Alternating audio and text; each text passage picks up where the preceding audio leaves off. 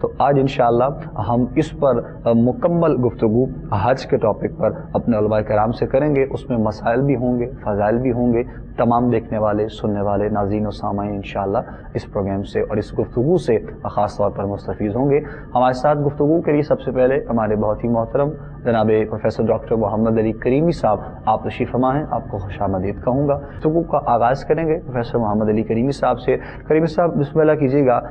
جو ابتدائی جملے میں نے اپنے ناظرین و سامعین کے سامنے رکھے ہیں تو ہم چاہیں گے جہاں پر ہم نے فضائل اور مسائل دونوں پر ڈسکس کرنے ہے، ہم حج کے لغوی معنی سے آغاز کریں، پھر انشاءاللہ مزید اپنی گفتگو کو آگے بڑھائیں. بسم اللہ الرحمن الرحیم. وَلِلَّهِ عَلَى النَّاسِ حِجُّ الْبَيْتِ مَنِ اسْتَطَاعَ إِلَيْهِ سَبِيلًا صدق اللہ العظیم.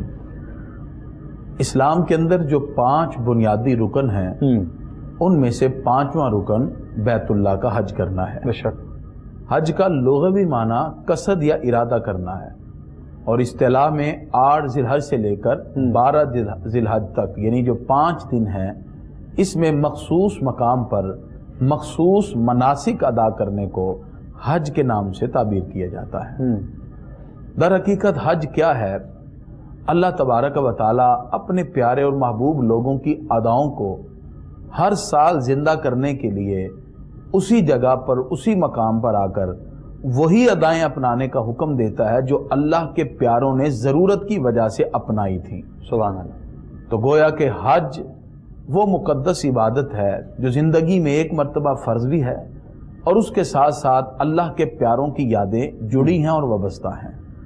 مناسک حج کو خصوصی طور پر نبی کریم صلی اللہ تعالی علیہ وسلم نے صحابہ کے سامنے کر کے دکھائے اور جاہلیت کی رسومات کو مٹا دیا. حج کے اندر بہت سے فضائل، ایک ایک قدم پر اجر اور ایک ایک مناسک کی ادائیگی پر پروردگار کی طرف سے بخشش کے پروانے اہل ایمان کو عطا کیے جاتے ہیں.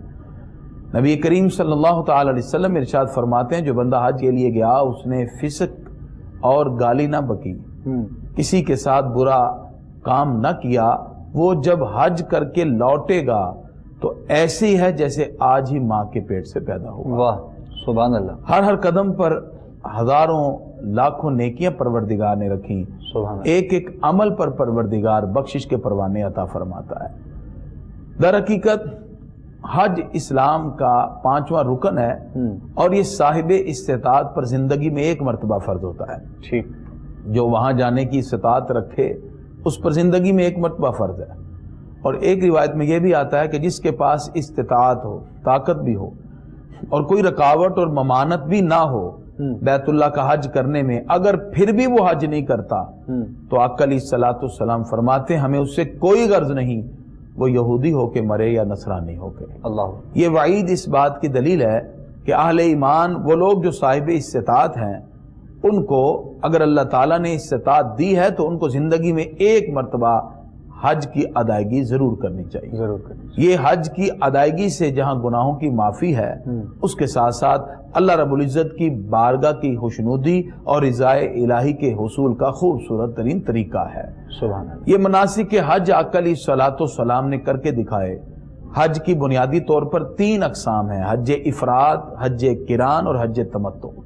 اگر کوئی شخص اکیلا حج کا احرام باندھے، اور عموماً یہ وہ لوگ باندھتے ہیں جو بالکل مکہ شریف کے قریب رہنے والے ہیں، تو وہ حج افراد کرتے ہیں. اور حج قران جن کی فلائٹ سب سے آخری دنوں میں ہوتی ہے تو وہ عمرے اور حج دونوں کی نیت سے احرام باندھ لیتے ہیں.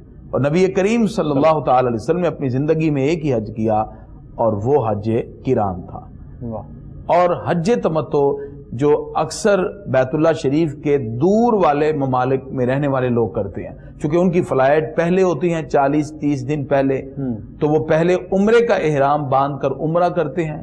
اس کے بعد جتنے عمرے کرنا چاہیں وہ جیرانہ یا مسجد عائشہ میں جا کے دوبارہ احرام باندھتے ہیں، اور پھر وہ 7 یا 8 ذی الحج کو پھر حج کا احرام الگ سے باندھتے ہیں.